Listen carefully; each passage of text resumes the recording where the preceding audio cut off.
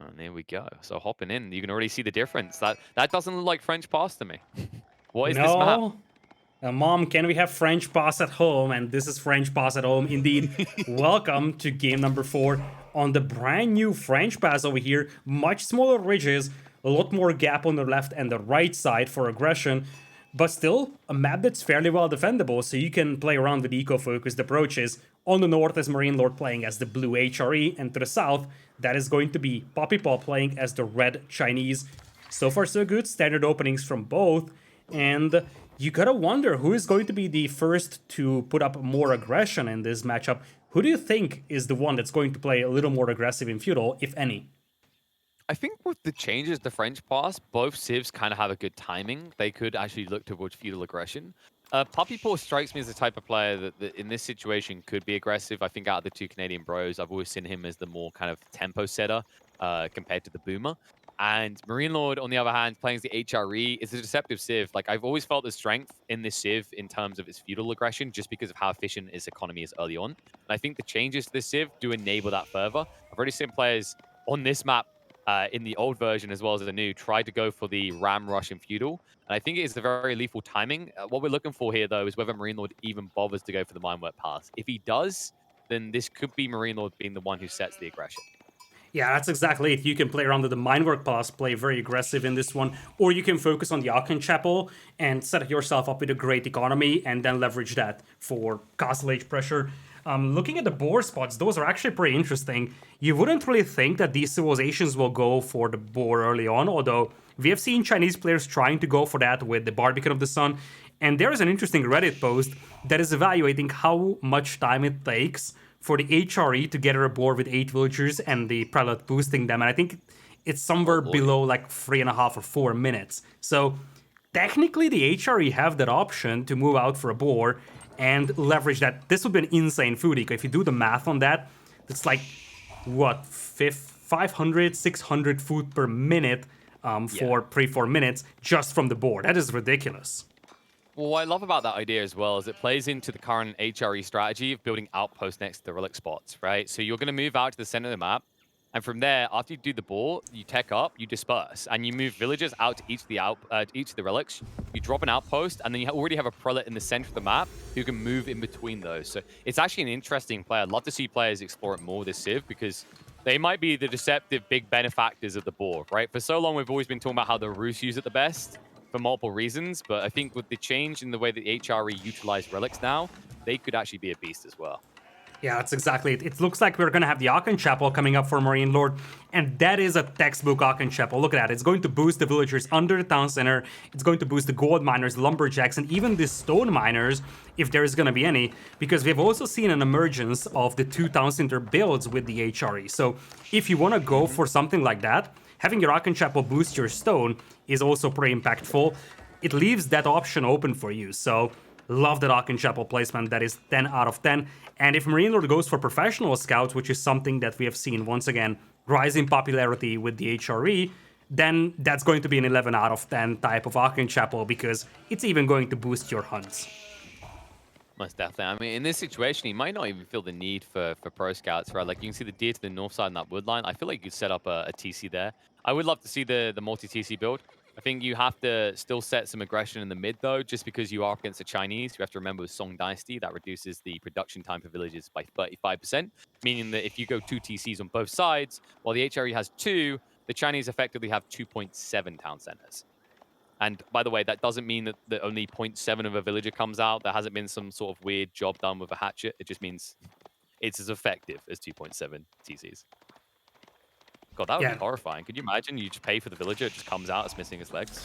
That would be horrifying, but how would he work? Like, you know, I wouldn't think that the villager without legs would be very efficient. Well, he definitely wouldn't be able to run away from a French night raid. I'm pretty sure of that. But would the wheelbarrow still increase his speed? No, it's a team effort, right? You throw him in the wheelbarrow, someone else pushes him along. There you go. All right, back to the game here. Looks like we do have the Aachen Chapel up, and there is professional scouts for MarineLorD, so he's gonna play this one greedy, and we've seen this being done more and more by MarineLorD. he has been a very aggressive player in the early days of Age of Empires 4, and gradually he transitioned to this smart greed style approach where he doesn't want to be the aggressor necessarily. If he's not being attacked, he's going to play a super greedy game and just punish the opponent by having a much better eco than he does. It looks like that is going to be a stone mine over here for PuppyPaw. Just to be sure, he sends like 15 villagers to mine that stone. It's pretty difficult to miss for MarineLorD scouting that. It's just, there's a slight over-calibration here. Just in case you didn't realize, I'm building town centers. See these? Lots of stone. You might want to do something. Meanwhile, MarineLorD's like, okay, stable time. I see you want me to come and play with you. I'll make sure that I do that. But it should only be one TC. I wouldn't expect two necessarily. Not straight away anyway out of PuppyPaw. You need to at least get Barbican first. I like 3 town centers would be overly greedy against the HRE, especially if you expect the Borgrave Palace to be a thing. And honestly, with the current setup we have, that is the perfect scenario for the Borgrave Palace. Indeed, it looks like it's just going to be 2 town centers. Very compact base over here. Still no Song Dynasty though, and that is a very greedy eco-focused approach, because if you go for the TC first, that means that you have no desire to fight anytime soon. If you went for Song first, you at least leave that option open. Yeah, it typically, like, on these more open maps, I think, like, 2 TCs in Song makes sense, and it looks like the Barbican is going to be pushed forward, so I think we might be getting a Barbican rush play. It's a little too many villagers, though. I don't think that you can fit everybody. Is it a... No, that's not an officer. That is 10 villagers, though. Yeah, that's 10 villagers, so... You can't fit 10 villagers on a board, can't you? But you can fit... Well, I mean, I don't know how many people you can fit in a boar necessarily. Why did this turn into a Star Wars I need to survive the cold moment? Like, cut open the boar and climb inside. Maybe like 2 or 3. Last time I checked, boars aren't quite clown cars, but I don't know what happened there. Looks like a misclick out of Puppy. What is going on here? He doesn't have the food. Look at the food count he has. Oh my god, yeah, you're right. Oh, that must be sad. It's okay though. He's there though. He's there now. It was a little bit delayed, but finally he's gonna get it, and it won't be for the boar. So it's gonna be mainly for the gold. Looks like he should be going for a quick castle off the back of this.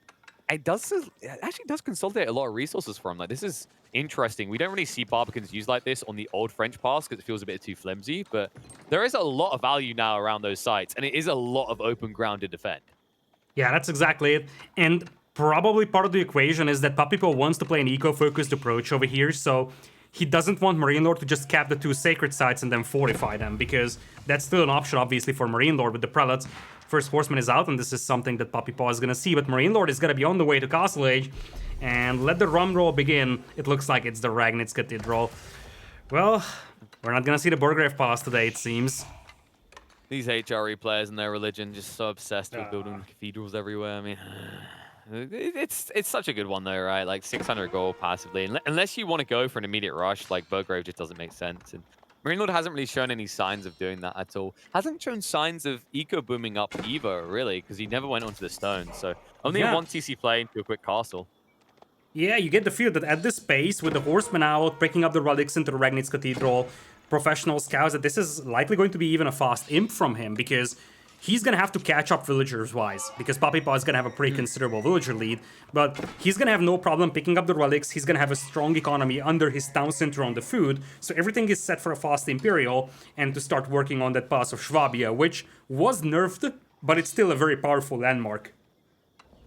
Yeah, the Love Hotel closed on Saturdays and Wednesdays, but overall it's still good. It went from being as effective as 4 TCs down to 3 TCs, and instead of getting a 75% discount, it's just a 66% discount, but it's still a remarkable discount. And you have to remember, like, not only are you catching up, but also the cost of catching up, right? PuppyPaw is paying full price for each of these villages, which he's producing faster.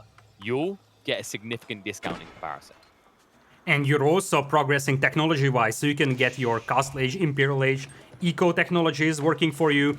And more importantly, you can get the corresponding units from those ages as well. So not only are you going to have a comparable Eco to PuppyPaw, you're going to be an age ahead, and you can get access to Bombards immediately. You can get access to Elite Knights, so a whole lot of options open up for you as well. And indeed, MarineLorD is likely working towards that good old-fashioned fast Imperial. And that build is one of the things that can really match up well against the Chinese 2000 Center Song Dynasty build. That is probably the first reason why HRE started to get used back in the days, especially on Hill and Dale. People started realizing the power of the Chinese build, and then the response to that was a fast Imperial from HRE. Yeah, I mean, honestly, playing the HRE, playing Eco, it kind of feels like that kid who goes to visit Santa, right? And like, I want this, and I want chocolate, and I want my favorite toy, I want a new PC. By the way, I want new parents. What was that last one? You get everything you want, right? At least according to Santa. But sometimes it doesn't end up that way. Sometimes you do get blocked out. The issue I see from PuppyPaw is he's shown no signs of blocking out. Even with this castle age, I don't see any potential aggression. Like, he's already walled himself in a corner. I don't think he's coming out to play. And even if he wanted to, it's kind of too late. Like, MarineLorD's already banking the relics. He's picking up a third one as we speak. And he's already ready to race up. Like, you can see that the spinner, he's actually on his way into Imperial already. Yeah, that's exactly it. Now, PuppyPaw does have his window to focus on like a Spearman, Palace Guard, Nest of Beasts type of push over here. He's got that production if he starts to supervise that barracks. But obviously, one of the things that needs to be considered is that, as you said, MarineLorD is going to be a whole tech ahead, which obviously means that whatever PuppyPaw does is not going to be sufficient to take reasonable or efficient engagements out there, simply because his opponent has a massive technology lead. Yeah, and I can't help but wonder if, like, going for a quick castle is better with the Chinese and the HRE matchup. Simply because, like, with Supervise, you can push out some troops in the midfield, and then also, remember, with Supervise, you can actually use it on a temple to push monks quicker. So, in theory, you could be taking away a lot of relics. I guess the debate is whether it's worth it against the HRE, who, on this type of generation, was almost always guaranteed to get at least 2 relics. I think it's worth playing for, though. I think it maybe trounces a long feudal, just because you know how quickly MarineLorD wants to move up. Yeah, it looks like a single Landsknecht was mixed in here. We got some knights out there as well. Obviously, PuppyPaw popped out a couple of spearmen to deal with those prelates and the knights, so with that one Landsknecht is going to be sufficient to deal with all those spears. That could be majestic, though, if that guy starts swinging that two-handed sword. Yeah, and you can't even kill him because there's 2 prelates here. They can just have a circle jerk killing each other off, and whenever you go off the big sword swinging man, you're just going to fail. Overall, just a frustrating situation. But he really doesn't want to give over the sacred sites. The problem is it's all a little bit of a ruse. You can see knights are starting to amass and push out on the northeastern side. Yes, you do have spears in the field, but right now you only have palisades defending your base. No stone walls yet out of PuppyPaw. And the growing concern is that those spears are only hardened spearmen. They will be up against elite knights with potentially biology even. And even if you go for a heavy spearman approach, you see the tech into men-at-arms is already coming in here for MarineLorD. So ultimately, he's going to switch into his men-at-arms with the maces, and the unit composition is just going to be so much better. This being said, PuppyPaw, look at his villager count. It's at 78, but what's more impressive is the resource count. He's not that far away from Imperial, and this might actually work out well for PuppyPaw. Not the first time I'm saying this these days, but so far, yet to win the game. Oh, nice little donation. Chinese spearmen There we go. been recruited into the mercenary force of the HRE. But no, I agree. Imperial Age should be accessible for PuppyPaw. And the cool thing actually about this Barbican on the front is he's not in a situation where he's going to be gold starved, right? Where we saw the last game with a Chinese player being gold starved. That's not going to occur here. There's just so much value around this sacred site, and it's very difficult for MarineLorD to breach. If he wants to actually try and starve PuppyPaw out, he needs to get a siege workshop and push forward soon. Otherwise, I can't help but feel the Chinese power is going to be realized with the bombards and gunpowder units in the late game. Yeah, that's exactly it. Right now, MarineLorD's edge is in terms of technology, and HR is a great civilization to get to Imperial really fast and use that power spike, but once we have a very long Imperial Age game, the Chinese probably prefer to play in that situation, simply because their unit composition in that post-Imperial scenario is light years better than what the HRE have. So once the gunpowder starts rolling, it's gonna be a difficult matchup here for MarineLorD, and there's the Spirit Way coming in for PuppyPaw. MarineLorD is sitting on 4 relics in the sacred side though, and he's slowly catching up in villagers, so there might still be a timing window here for MarineLorD, but he can't sit back forever because soon PuppyPaw is going to start unleashing Chinese hell in late Imperial. Yeah, so MarineLorD needs about 2 to 3 more minutes to really ready up a force that can actually do some serious damage in the base. And the good news for him is that PuppyPaw doesn't have a standing army. So this tech up is completely naked, which means that PuppyPaw is going to struggle to get enough defense forces. And he also went into the monastery. I mean, it's not too bad. He has 1 relic he's definitely picking up, right? So in 2 minutes, about 3 or 4 minutes, it pays for itself because you paid 200 for the monastery to begin with. But Walls are being broken through. Mm-hmm. And He's as you trying to said, breach from multiple sides. As you said, no standing army right now. The first couple of crossbows are just now coming in, but this is a pain because you're going to start losing that precious eco lead that you have.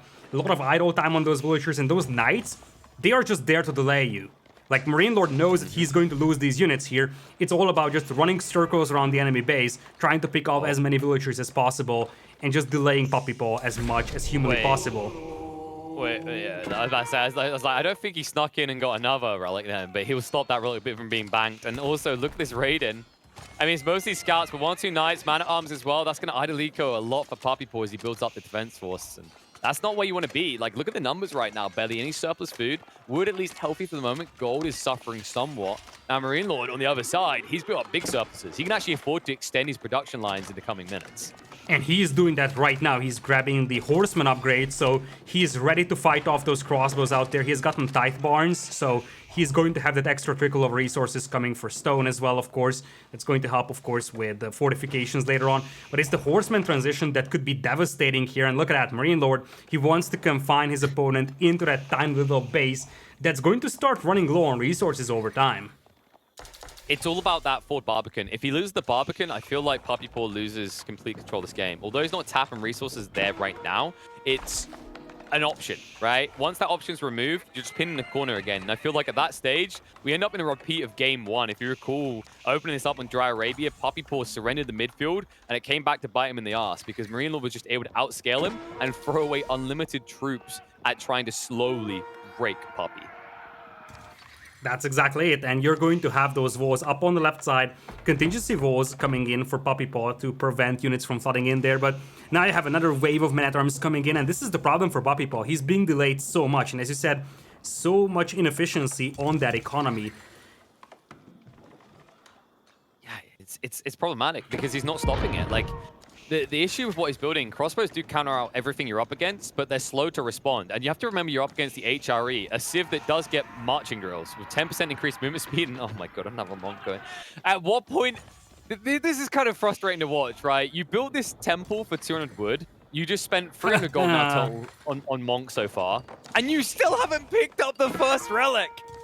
Oh, yeah, this is hitting me right in the efficiency. That is painful out there. I mean, that monastery was also built to try and pick up the sacred side, but that didn't become a reality either. At least these men-at-arms are going to get cleaned up, but the horsemen are now hitting the battlefield. Look at that, 16 horsemen already out. Yeah, if you look to the north, you'll see them coming in. The Riders of Rohan are going to arrive. Maybe not in time to be the heroes of the day to keep a few man-at-arms alive, but they will be able to mop up these crossbowmen stuck in the corner. Even a few villagers down here with their spears out for some reason. Here they come, riding in the west side, and I think PuppyPaw, yep, he needs the gate, he needs an out right now. The horsemen aren't going to be quick enough to punish him, but it's another issue now that PuppyPaw needs to solve. Yeah, and those issues are just mounting up, you get the feel, because one siege comes in, as you said, that Barbican could be gone, and then MarineLorD can even cap those sacred sites and start that countdown of his. Villager count now completely identical between the two players. Eco upgrades are actually on the side of MarineLorD if you take a look with the food and the wood, and that is the third monk that's not going to bring that relic back. At least he has gotten closer with it to the monastery, so progress is unquestionable. Yeah, definitely no closer to a wall logo and off there, that's for sure. That one looked even further away. I mean, PuppyPaw just, every time he's like, oh yeah, I forgot about this relic, he goes to pick it up, instantly gets attacked at that very moment. It's unfortunate for him. At what point you just give up because you're not going to be paying attention? Right in with the horseman trying to get on top of the crossbowman. Crossbowman using natural defense, the choke point at the buildings to ensure they don't get wrapped upon. Bombard going to start sniping down these horsemen one by one. With Spearman coming out, this fight will not get too much damage done. MarineLorD realizes it, instead starts to shift to the south, looking onto the villages. Is wrapping around on both sides. And more importantly than winning this fight, he's winning territory. He's ensuring once again that PuppyPaw is not going to be coming out of his base anytime soon. Yeah, that's exactly it. It's just the attrition warfare right now. Wave after wave of incoming units, trickling down that villager count from PuppyPaw, harassing his eco, making it more and more inefficient. And there's a lot of micromanagement to be done with the Chinese over here, because you need to make sure that you're supervising the appropriate buildings. You need to make sure that if you lost a supervisor, you're rebuilding those. So really, once a raid like that comes in, you have to spend some time on fixing your eco, and that is just once again, additional delay being caused by MarineLorD's raids. Now, MarineLorD is yet to transition to farm, so that is going to give some breeding room for PuppyPaw, some much-needed breeding room. As you see, a lot of villagers idle on that farming geek on the right side, so these farms are newly built mostly. Yeah. So MarineLorD's like, I hear you, bud. I haven't transitioned. Let me fix that. I'm just going to slap down 1,000,001 farms. I am the HRE after all. So he's sustained now.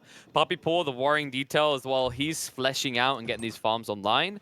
It's not safe territory, right? Like, honestly, it feels like a farmer arrives on these farms and he notices a ditch to the side where there's just a body.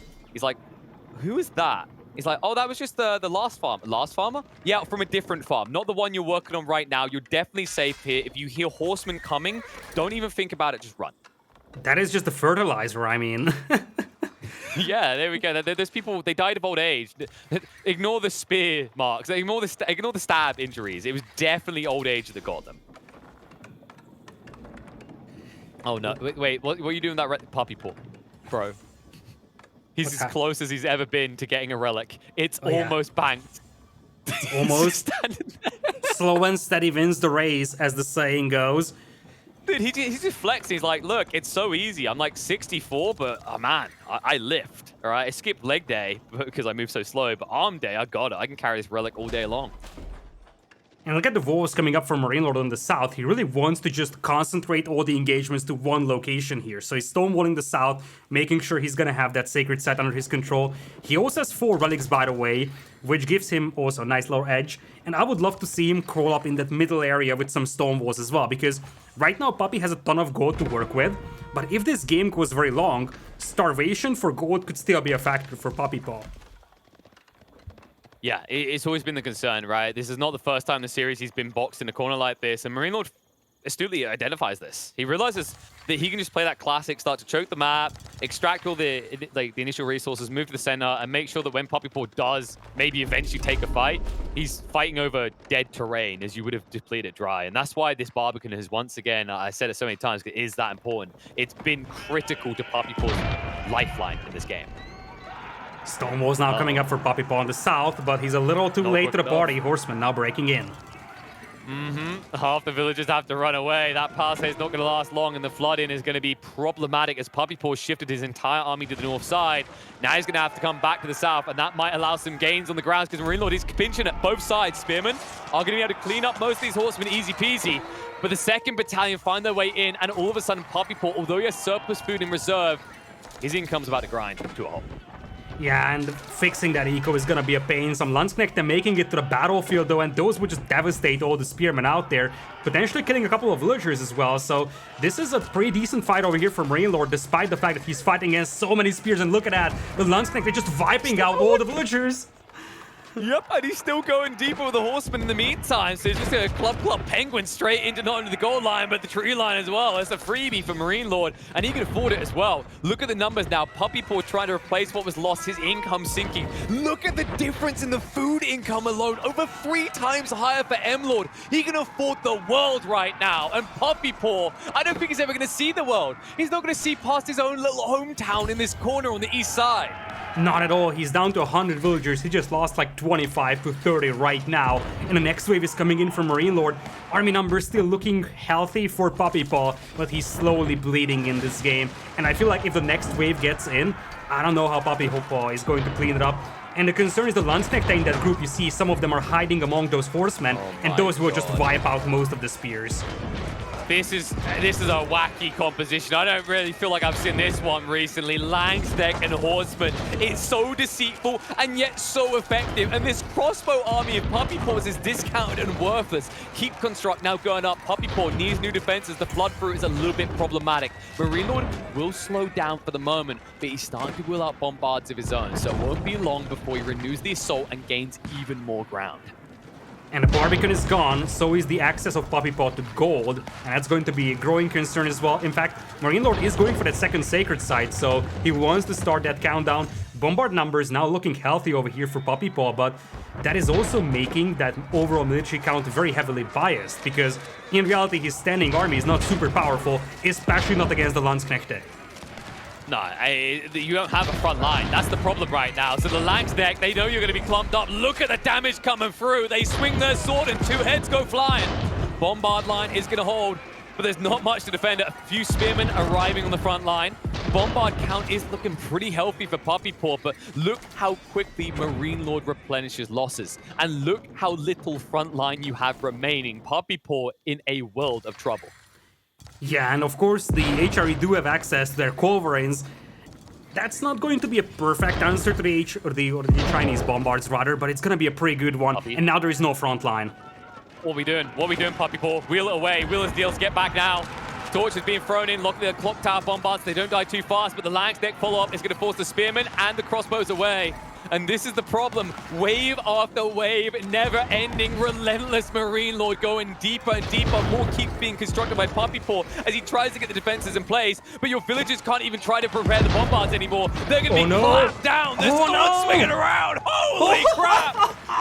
Execution squad 1 in. PuppyPaw has to cancel the keep. Bombards are going to retreat away. They are chunky with the clock tower, so they'll be able to survive. But my God, are these Lang's neck a problem? Oh, they're getting wiped out by the castle, but the damage that they are unleashing is brutal. And as you said, it's wave after wave. Look at that military count. MarineLorD is sitting at 60 horsemen. If that wave comes in, there's no way PuppyPaw can hold that off. He's got 6 bombards, 4 crossbows, that's it. And now it looks like indeed the horsemen are coming in from the south. This might be the final wave here for MarineLorD because PuppyPaw won't have the power to hold this. Oh my God, yep. He's summoned the Riders of Rohan now. It's not just a small skirmish group. Luckily, the wall is up for the moment, but for how long will it hold? The Bombard will be able to get rid of the Palisade fast here, rush into the choke point, not to the benefit of MarineLorD just yet. But now he has Molly access, he can just start tossing on the Bombards. A little bit too close to the walls. Needs to get through this gate quickly. Spearmen are going to poke and prod upon him. Mining camp, maybe not the optimal choice here. Switches over to the Palisade now, and the villager pulls too late. He floods in. Trying to hold him in the choke point. Spearmen hold for the moment with the Bombards. They're not going to last too long here. The moment the front line goes down, which is mostly villagers now, the Horsemen will be able to bleed on through. And they've got access now. Bombards targeted down one by one. They fall, and with each one falling, so too does the chance for PuppyPaw to hold. It's done. It's over. MarineLorD with a clean sweep will take this one 4-0. Clinic in this last game over here for MarineLorD, and it is just the attrition warfare, wave after wave of resilient attacks by MarineLorD, using that map control to his best advantage, and then just unleashing hell in Imperial. And really, just look at those villager graphs. Those big swings from the Landsknechte in that castle battle, and in the end, the horsemen just essentially fighting the villagers, holding the front line over here. The bombards were nice for PuppyPaw, but without the standing army, they were insufficient, and MarineLorD, with just brute force numbers, really overpowers the opponent in the long run. I mean, honestly, those red lines right there, that represents my heart. It was truly just skipping a beat as they were falling down so fast. I mean, that was a clutch play. You know what? After the Lang step pull, I was about to start like going, analyst mode, pushing my glasses back and going, why doesn't PuppyPaw just switch into Nest of Bees? But before I could even get those words out of my mouth, the push of Horsemen, the switch up, right? The option was gone before it was even on the table. That's what makes MarineLorD so remarkable in this one, is that he spends a lot of the game just throwing crap at his opponent to be annoying. But then when he goes for the pivotal fight, he's so quick on the transition, there's no possible way that PuppyPaw can catch up.